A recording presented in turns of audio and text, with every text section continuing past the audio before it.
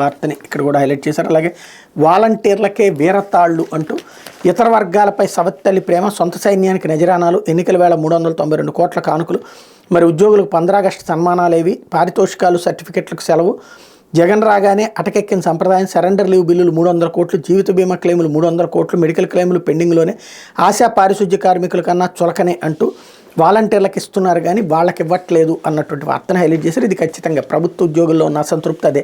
సరెండర్లు లాంటివి, అట్లాగే surrender leave బిల్లులు రావట్లేదు, అట్లాగే ఇతర జీవిత బీమా క్లెయిములు ఇట్లాంటివి కూడా రావట్లేదు అన్నటువంటి మాట వాస్తవం.